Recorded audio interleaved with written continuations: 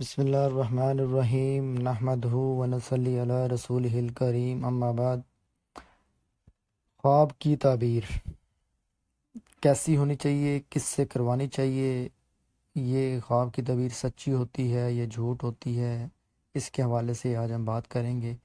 توقع کا قانون یا قدرت کا قانون یہ ہے کہ تعبیر ہمیشہ خواب کے مطابق ہوتی ہے۔ انسان جیسا سوچتا ہے، جیسا اس کو خواب آتا ہے، ویسی ہی اس کی تعبیر ہو سکتی ہے۔ مثال کے طور پر ہم ایک طالب علم کو لے لیتے ہیں، آج کے دور کے طالب علم کو، کہ وہ یہ سوچتا ہے کہ ہاں کہیں میں فیل نہ ہو جاؤں، کہیں میں ناکام نہ ہو جاؤں، کہیں ہم برے نہ ہو جائیں، وغیرہ وغیرہ۔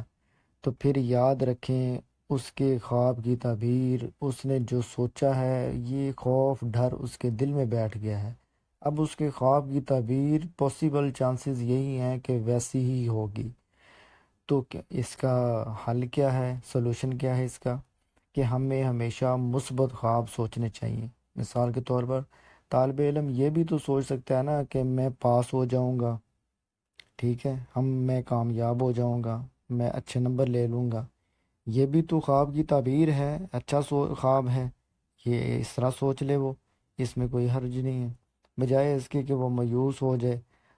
اللہ تعالیٰ کی رحمت اور اللہ تعالیٰ کی مدد انسان کے لیے ہی ہے، وہ اس سے مانگ سکتا ہے، اللہ تعالیٰ بن مانگے بھی عطا کر دیتا ہے، انسان صرف سوچے تو صحیح۔ اب خواب کی مختلف 3 اقسام ہیں، ایک سچے خواب ہیں، جھوٹے خواب ہیں، اور شیطان کی طرف سے خواب ہیں۔ خواب کے بارے میں نبی کریم صلی اللہ علیہ وآلہ وسلم کا ارشاد ہے کہ جس انسان کو اچھا خواب آئے وہ دوسروں کے ساتھ شیئر کرے اس کو۔ اگر اس کو کوئی غلط خواب آیا ہے، شیطان کی طرف سے کوئی خواب ہے، تو وہ اس کو کسی اور کے سامنے بیان نہ کرے، چاہے اس کا کلوز دوست ہے، کلاس میں بیٹھے ہیں، بجائے اس کے شوخی مار کے کہ یار آج رات کو مجھے یہ خواب آیا، اس میں میں نے یہ کیا، وہ فلاں کیا، مطلب غلط لڑکیوں کی باتیں کریں گے وہ۔ تو غلط خواب، گندا خواب آپ دوسروں سے شیئر کریں گے تو آپ اپنی نیکیوں میں کمی کر رہے ہیں اور گناہوں میں اضافہ کر رہے ہیں۔ نبی کریم صلی اللہ علیہ وآلہ وسلم نے اس سے منع فرمایا۔ تو برے خواب کو آپ نے دوسروں کو نہیں بتانا، اپنی والدہ کو نہیں بتانا، کسی کلوزسٹ جو بھی آپ کا دوست ہے کسی کو بھی نہیں بتانا، ٹھیک ہے۔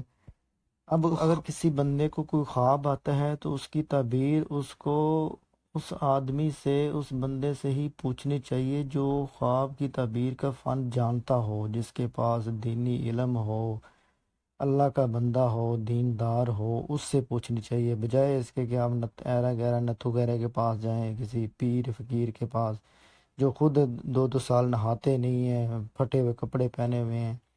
ارے بھائی، ان کو اپنی خواب کی تعبیروں کا نہیں پتہ تو وہ دوسروں کی تعبیر خاک بتائیں گے۔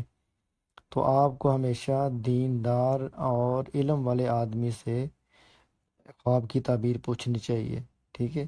اور جس سے آپ پوچھ رہے ہیں اس پہ بھی یہ فرض ہوتا ہے کہ وہ آپ کو بتا دے کہ بھئی میں خواب کے فن، تعبیر کے فن کو جانتا ہوں، میں خواب کی تعبیر کر سکتا ہوں۔ اگر تو وہ اپنی طرف سے کوئی بتا دیتا ہے تو وہ گناہ اس کے سر زد جاتا ہے کہ اس نے آپ کو غلط گائیڈ کیا ہے۔ تو انسان آپ کو چاہیے کہ آپ ہمیشہ ایسے انسان، اب اتنی تو اللہ تعالیٰ نے اس کو عقل اور شعور دی ہے کہ وہ یہ دیکھ سکتا ہے کہ اس بندے کے پاس علم ہے بھی یا نہیں۔ اس کی بول چال سے، گفتگو سے، آپ اس سے ڈسکس کر رہے ہیں، انسان پہچان لیتا ہے، تو آپ کو پتہ سمجھ آ جائے گی۔ تو خواب کی تعبیر کے حوالے سے جو میرے استاد تو خواب کی تعبیر کے حوالے سے ہمارے استاد محترم بھی یہی کہا کرتے تھے کہ انسان کو ہمیشہ مثبت سوچنا چاہیے، پھر اس کو خواب بھی ویسے ہی آتے ہیں۔ رات کو سونے سے پہلے دعائیں پڑھیں، آپ کو خواب بھی اچھے ہی آئیں گے۔ مثبت سوچ لے کر سوئیں تو آپ کو خواب بھی مثبت ہی آئیں گے۔ جزاکم اللہ۔